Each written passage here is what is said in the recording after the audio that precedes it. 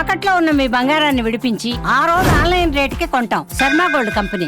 అందరికీ నమస్కారం. Welcome to Suman TV. నేను గీతాంజలి. ఇవాళ మనతో పాటు ఉన్నారు శ్రీ శ్రీ శ్రీ ఆనంద శివకామేశ్వరి సన్నిధానం పీఠాధిపతులు శ్రీ శ్రీ శివకామేశ్వరి ఆనందమయ్య అమ్మతో మాట్లాడదాం. అమ్మ నమస్కారం. శ్రీమాత్రే నమః. శ్రీమాత్రే నమః. ఎలా ఉన్నారు? అవునదల్లి. ఏంటి అసలు ఇన్ని రోజులు గ్యాప్ ఇచ్చారు? కొంచెం ఇంట్లో పనులతోటి బిజీగా ఉంది. అంతేనా? అంతేనా? చాలా రోజులు అయిపోయింది మీరు సుమన్ టీవీలో కనిపించి. అయితే ఎప్పటికప్పుడు పండగల గురించి వీటి గురించి చెప్తూనే ఉంటారు. ఇక రాబోతున్నది మహాశివరాత్రి. ఖచ్చితంగా అందరూ ఎదురు చూసే పండుగ అని చెప్పుకోవాలమ్మా. జాగారం అంటే ఏ పండక్కి లేని విశిష్టత ఇక్కడ చూస్తాం మనం. ఆ వైవిధ్యం అనేది కనపడుతుంది. రాత్రి వరకు మెలకు నుండి జాగరణ అని, అలాగే అభిషేకాలు, విశేషంగా ఉపవాసం, ఎప్పుడు ఉండని వాళ్ళు కూడా ఆ రోజు ఉపవాసం ఉంటారు. మరి ఎలా జరుపుకోవాలి అసలు? అలాగే ఈసారి విశేషం ఏంటి? ఎలా ఉండబోతోంది? ఆదివారం వచ్చింది, చక్కగా చెప్పండి. సుమన్ టీవీ వీక్షిస్తున్న ప్రేక్షకులందరికీ శ్రీమాత్రే నమః. శివరాత్రి శుభాకాంక్షలు. శివరాత్రి జన్మానికో శివరాత్రి అనే నానుడి కూడా మనం వింటూ ఉంటాం. అంటే అంత మహిమాన్వితమైనది. అంటే లింగం ఉద్భవించినటువంటి రోజు కాబట్టి మనం దీన్ని శివరాత్రిగా జరుపుకుంటాం. అందుకే దాని ప్రత్యేకత ఏంటి అంటే రాత్రి. అంటే రాత్రి సమయంలోనే లింగోద్భవ కాలం. రాత్రి సమయం 12 గంటల ప్రాంతంలో. అలాగే ఈ లింగోద్భవ కాలం అయిపోయిన తర్వాత శివపార్వతులకు కళ్యాణం చేస్తారు. ప్రకృతి పురుషుల యొక్క కలయిక, దానికి సంకేతంగానే శివపార్వతులకి కళ్యాణం చేస్తారు. అంటే ఇక్కడ వాగర్ధావివ సంపృక్తో వాగర్ధ ప్రతిపత్తయే జగతః పితరో వందే పార్వతీ పరమేశ్వర. అంటే 84 లక్షల జీవరాశులు కూడా జన్మించడానికి భూమి మీద మన దగ్గర నుంచి ఆఖరికి చిన్న చిన్న కనపడిన సూక్ష్మజీవుల దాకా తల్లిదండ్రులు ఎవరంటే అక్కడే. ఇవి పుడుతూ ఉంటాయి, చనిపోతూ ఉంటాయి, పుడుతూ ఉంటాయి, చనిపోతూ ఉంటాయి. అందుకని మన ఒక్కళ్ళకే చాలా ప్రత్యేకమైనది. జంతువునాం నరజన్మ దుర్లభం. శివరాత్రి జరుపుకునే అదృష్టం మానవులుగా, మనిషిగా ఉంది మనకి. అందుకే మనిషిగా పుట్టినప్పుడు ఎంతో కొంత భగవంతుడి గురించి తెలుసుకునే ప్రయత్నం చేయాలి. ఆ తెలుసుకునే ప్రయత్నంలోనే శివరాత్రి చాలా ముఖ్యమైనది. అసలు శివరాత్రి ఏంటి, లింగోద్భవ కాలం అంటే ఏంటి, చిన్న కథ తెలుసుకుందాం. తప్పకుండా. విష్ణుమూర్తి యొక్క నాభి నుంచి బ్రహ్మగారు పుట్టారు. కమలంలోంచి ఉద్భవించారు కదా. ఉద్భవించిన తర్వాత ఇరువురు కూడా నేను నీకు తండ్రిని అంటే నువ్వు నాకు తండ్రి, ఆయన విష్ణువు అంటే నువ్వు నా నుంచి పుట్టావు, నేను నీకు తండ్రిని ఏంటని ఈయన అంటాడు. లేదు లేదు నువ్వే నాకు పుట్టావు, నేనే నీకు తండ్రిని అని బ్రహ్మ అంటారు. నేను గొప్ప అంటే నేను గొప్ప. ఇది ఎలా తెలుస్తుందంటే అమ్మ, చండీ పురాణం దేవి పాఠం చదివితే అందులో మధుకైటభుల వధ అని ఉంటుంది. ఆ మధుకైటభుల వధలో ఏం చెప్తారు అంటే విష్ణువు బ్రహ్మని కాపాడాడు మధుకైటభుల నుంచి అని ఉంటుంది. మధుకైటభుల నుంచి నిన్ను కాపాడిన వాడిని నేనే గొప్పని ఈయన అంటాడు.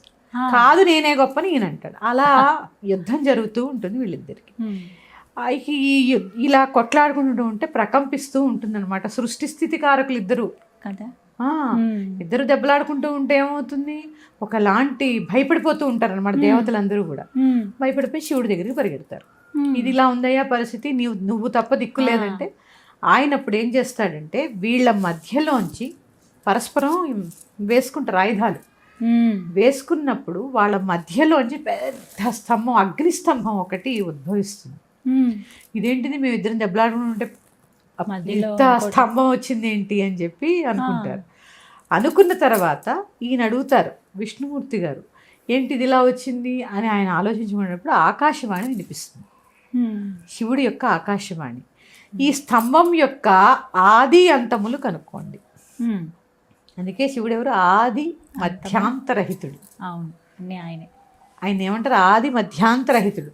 కనుక్కోమంటే సరే కనుక్కుందామని చెప్పి విష్ణుమూర్తి గారు వరాహ రూపంలో భూమిని తవ్వుకుంటూ పాతాళం వైపు వెళ్తాడు. బ్రహ్మగారు హంస రూపంలో పైకి వెళ్తాడు.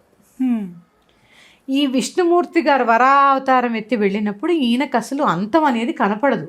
పాతాళ లోకం దాటిపోతాడు, ఎక్కడికి వెళ్ళిపోయినా అది కనపడడంలా. ఎందుకంటే అంతం లేనివాడు కదా.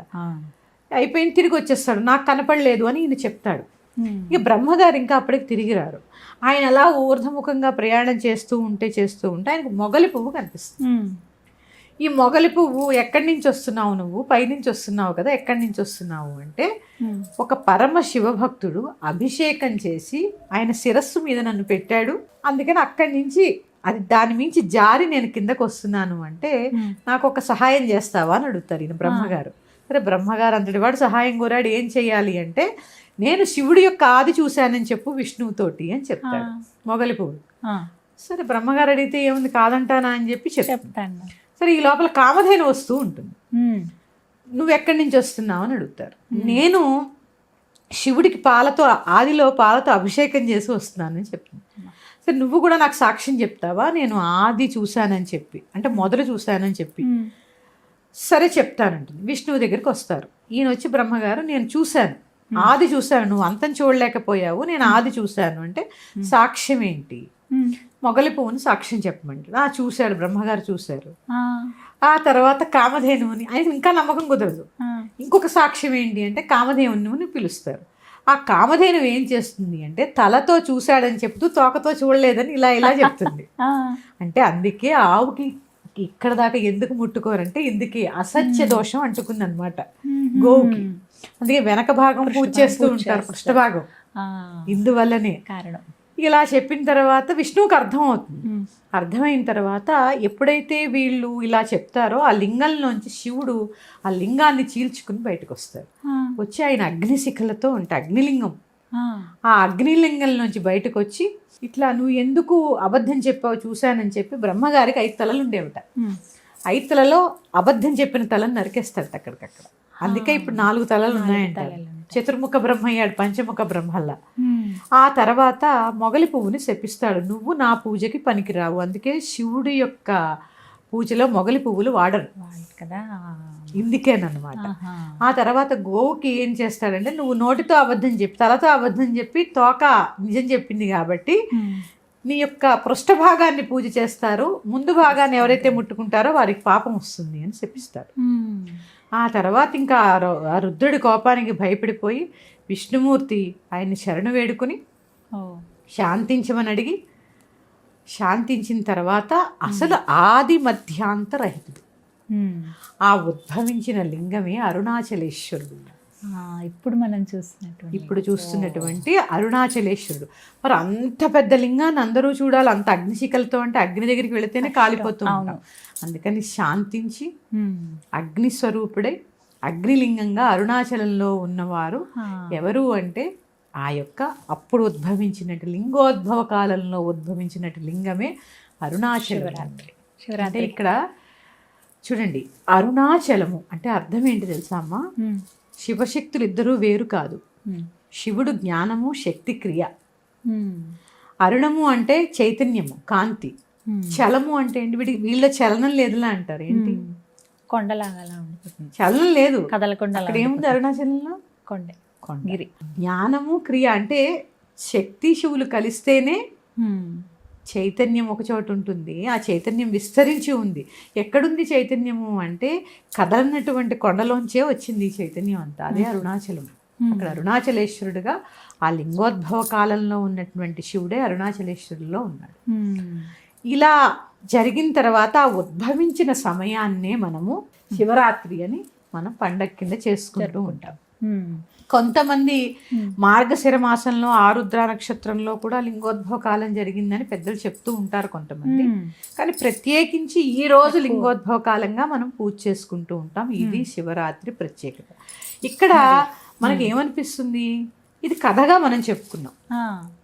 బ్రహ్మ విష్ణువులు కొట్టుకోవడం ఏంటి, ఇదంతా ఏంటి అని మనకు అనిపిస్తే ఇక్కడ లోతుగా ఆలోచించాల్సింది ఏంటి తెలుసా అమ్మా? సృష్టికి ముందు ఏముంది అని చెప్పి ఎవడైనా వెతికితే ఎక్కడా దొరకదు అని అర్థం దీనికి. సృష్టి ఎక్కడి నుంచి మొదలైంది అని ఎవరైనా వెతికారనుకోండి, ఏం లేదు అక్కడ. ఎవడు వెతకలేదు, ఎవరి వల్ల కాదు. అది ఈ కథ యొక్క సారాంశం. అది అంటే సృష్టి ముందు సృష్టి ఎలా మొదలైంది అని కనుక్కునేది ఎవరి వల్ల సాధ్యం కాదు, ఒక్క శివుడి వల్లే సాధ్యం. అదే శివరాత్రి. మరి ఎలా జరుపుకోవాలి, మేము ఎలా చేసుకోవాలో చెప్పండి. అంటే అభిషేకాలు చేసుకోవచ్చమ్మా ఇంట్లో? చేసుకోవచ్చు. ప్రతి ఒక్కరూ కూడా ఇంట్లో చిన్న శివలింగం ఉన్నవారు పెట్టుకోవాలి. అంటే ఎవరైనా మీ గురువుల్ని, ఎందుకంటే ప్రతి ఇంటికి ఒక గురువులు ఉంటారు, బ్రాహ్మణ పురోహితులు ఉంటారు, వాళ్ళని అడగండి మీ ఇంట్లో. ఎందుకంటే అమ్మా మనం ఒక పని చేస్తున్నామంటే శుచి శుభ్రతలు, కొన్ని నియమాలు అవసరం. ఏది లేదంటే ఎలా కుదురుతుంది? బాత్రూంలో కూర్చుని అన్నం తినగలమా? అసలు అమ్మో కదా, ఇది వినడానికి అసహ్యంగా ఉంది. కానీ అంటే మనం చేసేది శుచిగా శుద్ధిగా నియమనిష్టలతో. అంటే ఇక్కడ ఛాదస్తము అంటే ఏంటి, నువ్వు చాలా కరెక్ట్గా ఉన్నావని అర్థం, ఛాందసంగా ఉన్నావని కాదు. అంటే దానిలో ఉండేటటువంటి ఒక మంచి చాలా ఉంది. అలాంటి ఛాదస్తంగా ఉండక్కర్లేదు, కాకపోయినా ఎంతో కొంత నియమనిష్టలు అయితే అవసరం పాటించాలి. దాంతో నేను వీళ్ళు ఒక వర్గం వాళ్ళే మడి ఉండాలా, ఆ మడి దడి అని నేను చెప్పడం లే, కానీ నియమనిష్టలు అనేవి అవసరం. ఇది చాలా అవసరం. అలా ఉన్నవాళ్ళు ఖచ్చితంగా శివుణ్ణి పెట్టుకోండి, ఆయన మీద ప్రతిరోజు కాసి నీళ్లు పోస్తే అభిషేక ప్రియ శివ. ఆయన ఏం అలంకారం అక్కర్లా, ఆ లింగం పెట్టి కాసి నీళ్లు పోసి మారేడుదళ్ళని సమర్పిస్తే చాలు, చాలా చాలా చాలా చాలా మంగళాలని ప్రసాదిస్తాడు. ఇంకా మంగళాలని ప్రసాదించేటటువంటి రోజే ఈ శివరాత్రి. శివ అంటే అర్థం ఏంటంటే మంగళములు. ఈ రాత్రిని దర్శించడం వల్ల కానీ, ఈ రాత్రి జాగరణ కానీ, ఈ రాత్రి పూజ కానీ, ఈ రాత్రి అభిషేకం కానీ సమస్తమైనటువంటి మంగళాలని ప్రసాదిస్తుంది. అదే శివరాత్రి. ఏ సమయం నుంచి ఏ సమయం వరకు ఇంట్లో లింగోద్భవ కాలం మామూలుగా ప్రదోషకాలం నుంచి మొదలు పెట్టాలి. ప్రదోషకాలం అంటే 5:15 నుంచి 7 గంటల వరకు ఉంటుంది. ఈ సమయం కూడా శివుడు తాండవం చేసేటటువంటి సమయం. ఈ సమయం నుంచి మొదలు పెట్టి ఇక మహన్యాస లఘున్యాస పూర్వకాలు అయితే అలా ఏకాదశి రుద్రాలు ఇవా చేస్తూ ఉంటారు కదమ్మా, అది అయ్యేసరికి మనకు 2-3 అయిపోతుంది. ఇక లింగోద్భవ కాలం 12 గంటల సమయం చాలా చాలా చాలా చాలా ఈ జాగరణ ఎందుకనేది నేను చెప్తాను. ఈ సమయంలో చాలా మందికి శివరాత్రి అంటే ఏమనుకుంటారంటే టీవీలో భూకేలా సినిమా పెట్టుకోవడం, జాగరణ చేయడం అంతే. ఎందుకు అంటే జాగరణ అంటే నిద్ర మానుకోవడం అనే ఆలోచనలోనే ఉంటున్నారు. అసలు ఈ జాగరణ ఏంటి ఎందుకో తెలుసుకుందాం. ప్రత్యేకించి శివరాత్రి రోజు భౌగోళికంగా భూమి యొక్క ఉత్తరంలో ఉండేటటువంటి గ్రహాల సముదాయం ఉంటుంది కదమ్మా, ఈ గ్రహాల సముదాయం వల్ల మనలో ఉండేటటువంటి షట్చక్రములు, ఏదైతే సూక్ష్మ శరీరంలో ఉండేటటువంటి 7 చక్రములు ఉంటాయో అవి ఊర్ధముఖంగా సుషుమ్నా ద్వారా ప్రయాణం చేస్తాయి. మూలాధార చక్రం నుంచి ఈ సహస్రారం దాకా యాక్టివేట్ అయి ఉంటాయన్నమాట ఆ గ్రహాల వల్ల. అయినప్పుడు మనకి తెలియకుండానే భగవత్ శక్తి మనలో ఉత్పన్నమై ఉంటుంది. ఎప్పుడైతే మనం మెలకువగా ఉండి ధ్యానం చేస్తామో మోక్షాన్ని పొందుతాము. అందుకే జన్మానికో శివరాత్రి ఇందుకే చెప్తారు. ఒక్క శివరాత్రి కనుక ఇలా ధ్యానం చెయ్యగలిగితే జన్మానికో శివరాత్రి, మళ్ళీ జన్మంటూ ఉండదు. అంతేకాకుండా సమస్తమైనటువంటి మంగళాలు, ఎందుకంటే ఐశ్వర్యం శివాధీనమని ఐశ్వర్యాన్ని ఇస్తాడు, సంతానాన్ని ఇస్తాడు, ఎందుకంటే ఆయన జగత్పిత, సంతానాన్ని ఇస్తాడు, అనుకూలమైనటువంటి భర్తనో భార్యనో ఇస్తాడు. ఒకటి కాదమ్మా, అన్నీ. అసలు ఈ శివరాత్రి కనుక ఈ జాగరణ యొక్క విశేషం తెలుసుకుంటే చాలా విశేషమైన ఫలితాలని పొందొచ్చు. ముఖ్యంగా బిల్వాలు. ఆ బిల్వాలతో ఒక చిన్న ఉపాయం కూడా నేను చెప్తాను. చెప్పండి అమ్మా. అసలు మనకి జన్మలో దరిద్రం అనేది ఉండదు. నిజంగా చెప్తున్నాను కదా, ఎంత కష్టం రాని అలా నేను కోట్లు వస్తాయని చెప్పను. నీకు ధర్మబద్ధంగా ఏదైనా ఇంట్లో అవసరం ఉండి కోరిక ఉంది అంటే ఈవేళ నువ్వు నీకేదైనా ఇబ్బంది వచ్చింది అంటే రేపు ఆ సమస్య తొలగిపోతుంది. అంతటి మహిమాన్వితమైన రోజు ఈ శివరాత్రి. దాన్ని ఎలా చెయ్యాలో నేను చెప్తాను. ఇక జాగరణ చెప్పాను కదా, ఈ సమయం ఎలా ఉంటుంది, మూలాధార చక్రం నుంచి స్వాధిష్టాన చక్రం దాకా సుషుమ్న అనేది యాక్టివేట్ అయి ఉంటుంది. ఈ సమయంలో ధ్యానం చేయగలిగితే, ఈ ధ్యానం నేను పర్సనల్గా నేను అనుభవించి మీకు చెప్తున్నానమ్మా, కరెక్ట్గా లింగోద్భవ సమయంలో శంఖనాదం వినిపిస్తుంది. 11:15 కూర్చోవాలి ధ్యానంలో. కూర్చున్నప్పుడు ఒకసారి ఫోకస్ కుదరదుగా, రకరకాల ఆలోచనలు వస్తూ ఉంటాయి. అవన్నీ దాటి ఆలోచనలు దాటి మన గుండె చప్పుడు మనకు వినిపిస్తుంది. చాలా ఎలా అంటే డబ్ డబ్ డబ్. అది కూడా దాటిన తర్వాత గంట చప్పుడు వినిపిస్తుంది. ఈ గంట చప్పులు కూడా విన్న తర్వాత అప్పుడు శంఖనాదం వినిపిస్తుంది లింగోద్భవ సమయంలో. ప్రణవనాదం, ఆ శంఖనాదం కూడా ఎలా ఉండదు, ఓ అనేటటువంటి ఒక నాదం వినిపిస్తుంది. ఇది నాకు ఎవరు చెప్పారు అంటే పూజ్యశ్రీ మా గురువులైనటువంటి శివస్వామి వారు చెప్పారు. నేను 41 రోజులు దీన్ని సాధన చేసి నేను అసలు ఆ అనుభూతి చెప్పలేము. అద్భుతంగా ఉంటుంది కదమ్మా. కానీ కూర్చోగలగాలి 45 నిమిషాలు. ఆ స్థితి వచ్చే వరకు కనుక మనం కూర్చోగలిగితే అద్భుతం జరుగుతుంది. అద్భుతం అంటే ఎలా అంటే మనలో ఎంత శక్తి ఉంది అనేది అప్పుడు అర్థమవుతుంది. అంటే శివుడు బయట లేడు, లోపలే ఉన్నాడు అనేటటువంటి విషయాన్ని మనం అర్థం చేసుకుంటాం. అంత ప్రత్యేకమైనది ఈ లింగోద్భవ కాలం. నేను చెప్పేది ఉత్తప్పుడే ఇలా ఉంటే ఇక సుషుమ్నా ఊర్ధముఖంగా ప్రయాణం చేస్తున్నప్పుడు ఇంకెలా ఉంటుంది, ఇంకా ఎంత శక్తి ఉంటుంది. ఈ శక్తి ఏం చేస్తుంది తెలుసా అమ్మా, ఈ సంవత్సరం అంతా మళ్ళీ శివరాత్రి వచ్చే వరకు కూడా అన్ని ఈతి బాధల నుంచి మనల్ని రక్షిస్తుంది, రక్షణ కవచంలాగా. అది శివమాయ, శివశక్తి. అందరూ అంటారు బోళాశంకరుడు అంటారు కదా, ఆయన పిలవగానే ఎప్పుడైతే ఆయన్ని ధ్యానిస్తావో నీకు కష్టం అనేది రాకుండా చూసుకుంటాడు ఆయన. ఎందుకని చెప్పాను, ఐశ్వర్యం మొత్తము శివాధీనము. ఇంత ప్రత్యేకత ఉంది శివరాత్రిలో. ఇక జాగరణ, భౌతికంగా మనం చూసుకుంటే ఉపవాసము జాగరణ ప్రత్యేకత. చాలా మంది నీళ్లు తాగకుండా కూడా ఉంటారు, అంటే చాలా మంది, చాలా మంచిది. కానీ శరీరం పడిపోయేలా ఉండేటటువంటి స్థితి ఉన్నప్పుడు ఏమీ తీసుకోకుండా ఉండకూడదు. ఇంకొకటి చెప్తారు, ఇది ఒక వర్గం వాళ్ళకి చెప్తున్నా. ఇంకొంతమంది ఉంటారు శివరాత్రి అనగానే పుచ్చకాయలు తిన్నావా, చిలకడ దుంపలు తిన్నావా, పూరీ చేసుకున్నావా, ఉప్పుడు పిండి చేసుకున్నావా, ఇవి కాదమ్మా. ఉపవాసము అంటే భగవంతుడికి దగ్గరగా మితంగా ఆహారం తీసుకుంటూ మనల్ని మనం ఎలా సన్నద్ధత చేసుకోవాలి తెలుసా, శివరాత్రి 2 రోజుల ముందు నుంచి సాత్వికమైన ఆహారాన్ని ఒక్క పూటే భుజించాలి. ఈ భుజించినప్పుడు అతిగా నిద్ర రాదు, వాయు ప్రకోపాలు ఉండవు, అపాన వాయు ప్రకోపాలు ఉండవు, అంటే ఎసిడిటీ ఇది ఉండదు. చాలా ప్రశాంతంగా జరిగిపోతుంది. హాయిగా పండు తీసుకోండి, ఫలం తీసుకోండి. ఉపవాసము అంటే నేను చెప్పింది కాదమ్మా. ఆ మధ్య ఎప్పుడో కొంతమంది విమర్శించారు కూడా, ఉపవాసం అంటే అన్నం మానేవి కూడా ఏంటి, దేవుడికి దగ్గరగా ఉండడం. నిజంగా దేవుడి దగ్గరగా ఉండడం అంటే ఏంటి, ఎక్కడైనా ఉండు, ఆఫీస్లో ఉండు, బస్సులో ఉండు, ఒక భగవన్నామం పంచాక్షరి మంత్రాన్ని లోపల అలా మననం చేసుకుంటూ ఉండడమే ఉపవాసం. ఆ ఉపవాసాన్ని చేస్తూ ఇక జాగరణ దగ్గరికి వస్తాం. తక్కువ తింటాంగా, ఒక్క పూటే తింటాం, మధ్యాహ్నం ఏమో 4 పళ్ళు తింటాం. వచ్చినప్పుడు ఈ జాగరణ మరి నిద్ర మానుకోవడం జాగరణ కాదు. అసలు జాగరణ ఏంటి అంటే, ఈ సుషుమ్న చూడండి ఊర్ధముఖంగా ప్రయాణం చేస్తోంది, నువ్వు మోక్షం కోసమే పుట్టావు అనేటటువంటి ఎరుక వహించడమే జాగరణ, నిద్ర మానడం కాదు. నిద్ర మానడం ఒక భాగం. ఆ నిద్రలో ఏంటి, భగవంతుణ్ణే ధ్యానించడమే జాగరణ. అంతేగాని భూగైలా సినిమా చూడడం కాదు. పైగా అభిషేకమో, అర్చనో, పారాయణో, ధ్యానమో, ఆ యొక్క సమయాన్ని చాలా వాల్యుబుల్గా వాడుకోండి. మీ నిద్ర మానుకోవడం కోసం టీవీ చూడడం కాదు. చక్కగా జాగరణ అంటే జాగరణ. ఎప్పుడూ ఎరుక వహించి ఉండడాన్ని జాగరణ అంటాడు. ఏంట జాగరణ, ఆ భగవత్ శక్తి. శివుడు అంటే ఏంటమ్మా, పంచభూతాలు, పంచామృతాలతో అభిషేకం చేస్తాము. అవును, పంచభూతాలు అగ్ని, వాయువు, గాలి, నీరు, నిప్పు, భూమి, 5 కదా. ఈ 5 తానే ఉన్నవాడే శివుడు. ఇదే మరి జాగరణ. ఎక్కడ చూసినా భగవంతుని చూడగలగడమే జాగరణ. ఇది ఈ రోజు ఎందుకు వచ్చింది అంటే, ఆ యొక్క ఉద్భవించిన సమయము, ఎంతో శక్తి ఉంటుంది నేచర్లో. ఆ ఎనర్జీ కొంత తీసుకుంటే మన ఆరా క్లెన్స్ అయ్యి చాలా రకాలైనటువంటి ఈ అప్పుల బాధలు, ఈ సంతాన సమస్యలు, భార్యాభర్తల గొడవలు, ఈ ఆరా క్లెన్స్ అవ్వకపోవడం వల్ల వస్తున్న తిప్పలు ఇవన్నీ. ఆరా క్లెన్స్ అవుతుంది ఫస్ట్, ఈతి బాధలు తగ్గుతాయి.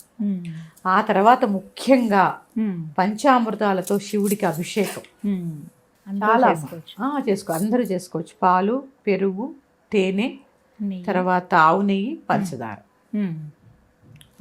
ఏ పంచదార, తెల్ల పంచదార కాదమ్మా, బెల్లంతో బెల్లం పంచదారలా ఉంటుంది. అది బెల్లం ఏ కలర్లో ఉంటుందో ఆ పంచదార దొరికితే మాత్రం చక్కగా దాంట్లో చేసుకోండి. పంచదార అంటే తెల్లది కాదు. ఆ పంచదారతో చక్కగా అభిషేకం. మీరు ఏవి పోయండి, ఇంతకీ అభిషేకం యొక్క విలువ ఏంటి తెలుసా? శివుడి మీద ఏది పోయండి ఉంటాయా, కిందకి జారిపోతాయి.